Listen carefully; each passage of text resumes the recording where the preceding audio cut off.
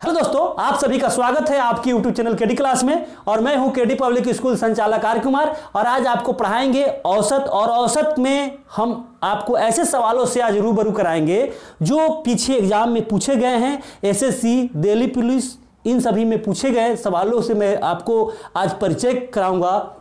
इन सवालों को, औसत वाले सवालों को बनाने में कितने कम समय में बन जाता है। इसके पहले हम औसत के बेसिक क्लास करा चुके हैं, जिसमें पूरी बेसिक बताया गया है, जिसमें सम संख्याओं, विषम संख्याओं और प्राकृतिक संख्याओं के औसत निकालना आपको सिखाया गया है, जिसमें बहुत बड़ी बड़ी जैसे 500, 200, 400, 36, 900, 16, 70 ऐसे सम संख्या, विषम संख्या, प्राकृतिक संख्याओं के औसत निकालना बताया गया है। तो आज हम आपको सवालों से रूबरू कराते हैं। चलिए, पहला क्वेश्चन आपके लिए बोर्ड पर है।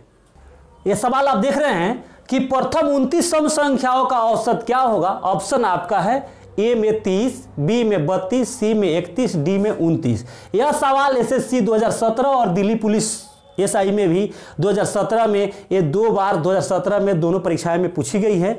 और इस सवाल को हम लोग को बनाना है, कितने कम समय में बनाएंगे देखिए।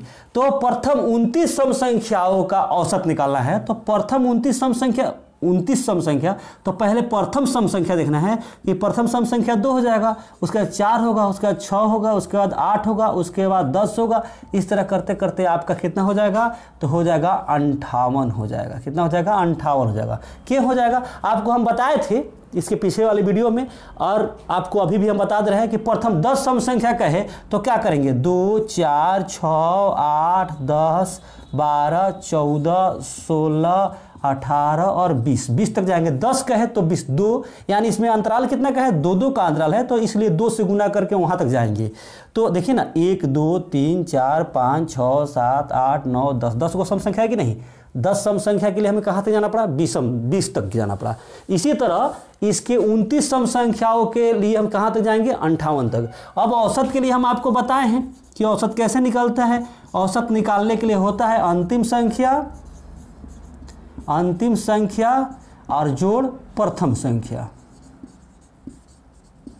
और बटा में 2 लगा दीजिएगा, आपका निकल जाएगा।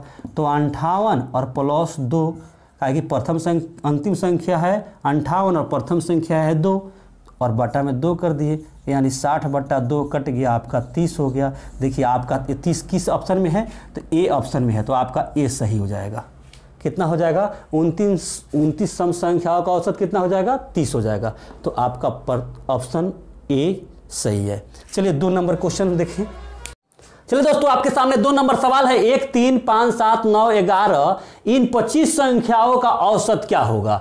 ए में 125, बी में पूछा है 625, सी में 25, डी में 50। ये सवाल आपको एसएससी जीडी 2015 में पूछा हुआ है। और इस सवाल का जवाब हम कैसे देंगे। ये सवाल है 1 है, क्या है, 3 है, 5 है, 7 है, 9 है, और ऐसे ऐसे करते करते कितना हो जाएगा, 25 है, तो आपका हो जाएगा 50 नहीं 49 तक हो जाएगा। देख रहे हैं क्यों 49 तक हो जाएगा। आप कहेंगे सर 25 दूनी 50 अभी बताए हैं, तो 50 तक होना चाहिए। नहीं मेरे दोस्तों, इसमें देख रहे हैं ना, ये कितना है, विषम संख्या है, सभी क्या है, इसमें अंतराल बराबर है, 2 का अंतराल है, 2 का अंतराल है। लेकिन 1 है विषम संख्या, 3 है विषम संख्या, 5 है विषम संख्या, 7 है विषम संख्या, 9 है विषम संख्या।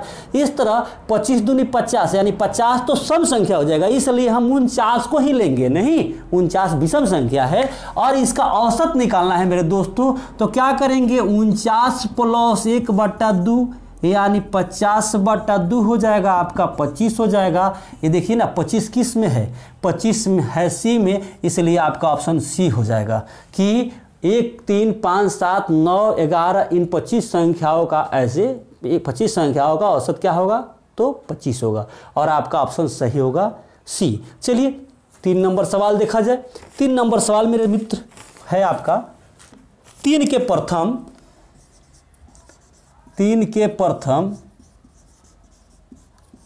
10 गुणजों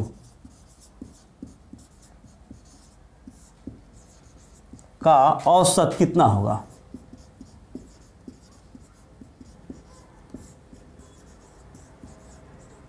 कितना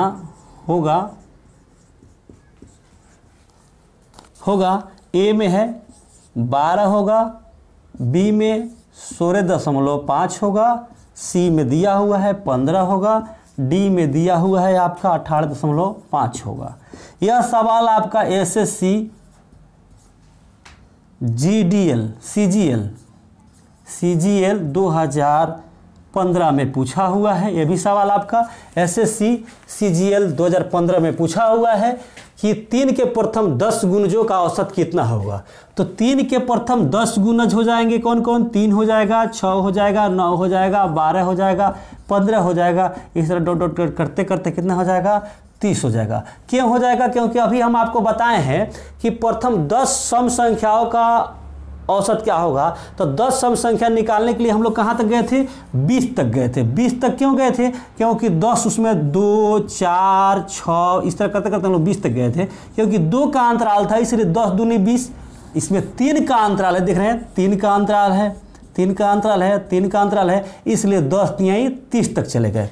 अब आप इस तरह आसानी से निकाल लेंगे। अगर 20 कह दे तो 29 तक जाएंगे, और नहीं कह रहा है तो वहाँ तक चले जाएंगे। अब हमें औसत निकालना है मेरे दोस्तों, औसत। तो औसत निकालने के लिए आपको बताया गया है कि अंतिम संख्या जोड़ प्रथम संख्या और बाटा में 2 लाना है। नहीं, 30 और 3 33/2 कटाइएगा 16.5 होगा। देखिए 16.5 किस ऑप्शन में है, तो बी ऑप्शन आपका सही होगा, क्योंकि बी में ही 16.5 कह रहा है। तो 3 के प्रथम 10 गुणजों का औसत कितना होगा, 16.5 होगा। कितने कम समय में और कितने आसान तरीके से बना ले रहे हैं हम लोग, और आप भी बनाएंगे। चलिए दोस्तों, अब आपके सामने 4 नंबर प्रश्न है कि 7 के प्रथम 7 गुणजों का औसत क्या है। ए में 7 है, बी में 14 है, सी में 21 है, डी में 28 है।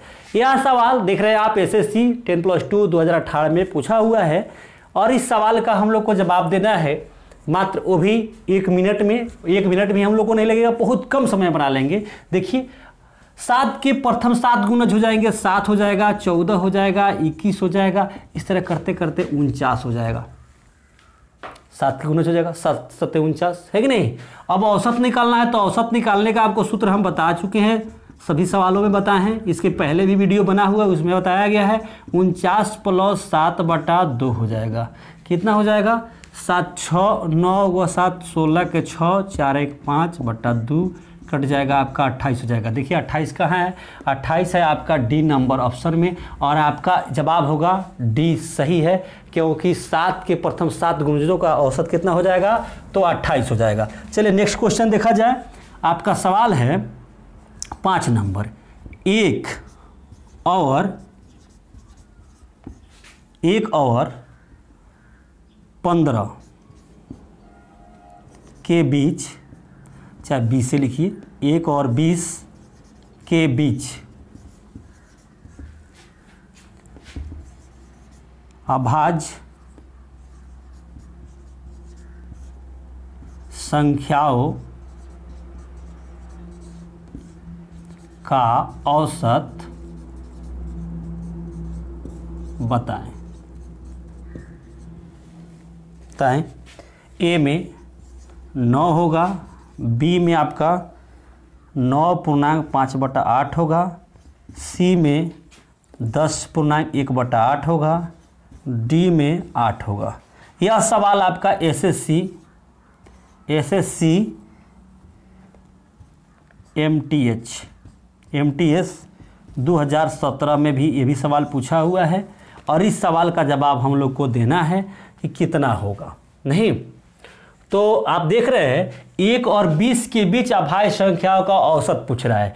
तो मेरे दोस्तों 1 से 20 के बीच की अभाज्य संख्याओं को, इस सवाल को बनाने के लिए अगर इस तरह की अभाज्य संख्या के बारे में पूछ दे तो आपका जवाब होगा, कैसे होगा, तो 1 और 20 के बीच। तो प्रथम अभाज्य संख्या कौन होता है, 2 होता है, 3 होता है, 5 होता है, 7 होता है, 9 तो विषम संख्या है, वो अभाज्य संख्या कहलाएगा। 7 होगा, उसके बाद 11 होगा, उसके बाद 13 होगा, उसके बाद 17 होगा, यही आपका, और 19 हो जाएगा। यही आपका अभाज्य संख्या होगा। कितना होगा, 2 होगा, 3 होगा, 5 होगा, 7 होगा, 11 होगा, 13 होगा, 17 होगा और 19 होगा। यही आपकी अभाज्य संख्या होगा। और इसे हम लोग को बनाना है तो देख रहे हैं इसके अंतर समान नहीं होगा। देखिए आप, इसके अंतर समान नहीं होगा। 2 और 3 के बीच में 1 का अंतर है, 3 और 5 के बीच में 2 का अंतर है, 5 और 7 के बीच में 2 का अंतर है, 7 और 11 के बीच में 4 का अंतर है। ये देख रहे हैं अंतर समान नहीं है। जब अंतर समान ना हो तो आप यह सूत्र नहीं लगा सकते हैं। नहीं, आप यह सूत्र नहीं लगा सकते हैं। कौन सूत्र? प्रथम संख्या जोड़ अंतिम संख्या बटा में 2 लगाने वाला, जिससे आप सारे सवालों को बनाते आए हैं। जैसे लगातार प्राकृतिक संख्या, 7 की गुणज, ये देख रहे हैं 7 की गुणज की हम बात अभी की है, तो 7, 14, 7 का 21, यह सब भी 7 का अंतर आ रहा था, इसलिए इसमें यह सूत्र लगाया गया। जब इस प्रकार के आपको सवाल पूछ दे कि 1 और 20 के बीच अभाज्य संख्याओं का, यानी 1 से कुछ भी पूछ दे अभाज्य संख्या में, तो आप उसे इस तरह नहीं करेंगे, इसे आप जोड़ करके ही बनाएंगे। इस बात का दिमाग में आप बैठा लीजिए कि आप ट्रिक का इसी से नहीं बना सकते, इसे आप जोड़ेंगे ही। 2 हो जाएगा, 3 हो जाएगा, 5 हो जाएगा, 7 हो जाएगा, 11 हो जाएगा, 13 हो जाएगा, 17 हो जाएगा, जोड़ 19 हो जाएगा। बटा में कितना हो जाएगा? 2, 2 4, 2 6, 2 8 हो जाएगा। नहीं, अब आप इसे जोड़ेंगे तो जोड़िएगा तो आपका हो जाएगा 77/8, इसे भागा दीजिएगा तो आपका हो जाएगा 9.5/8, 9 8 72 5 77 देख रहे हैं आपका ई ऑप्शन में, किस ऑप्शन में है? तो बी ऑप्शन में है। तो 1 और 20 के बीच अभाज्य संख्याओं का औसत कितना हो जाएगा? 9.5/8, और आपका ऑप्शन हो जाएगा बी सही। चलिए दोस्तों, अगर आपको यह सवाल, आपका यह वीडियो अच्छा लगा हो तो लाइक, कमेंट और सब्सक्राइब जरूर करेंगे, और अपने मित्रों में भी शेयर करेंगे। यह सभी सवाल आपको कॉम्पिटिटिव एग्जाम में पूछा जा सकता है, तो आप इस सवाल को बना पाएंगे। और आपके लिए एक सवाल है जिसे आप कमेंट में मुझे बताएंगे कि इसका जवाब कितना होगा। मैं प्रत्येक कोई का कमेंट पढ़ता हूं और देखता हूं कि किनका सही जवाब आया है, किनका गलत। प्रथम सवाल है आपका, प्रथम 11 अभाज्य संख्याओं का औसत क्या होगा? क्या होगा? यह आपके लिए है। प्रथम 11 अभाज्य संख्याओं का औसत क्या होगा, और आप मुझे बताएंगे। मैं आपके कमेंट का इंतजार करूंगा। चलिए, तब तक के लिए धन्यवाद।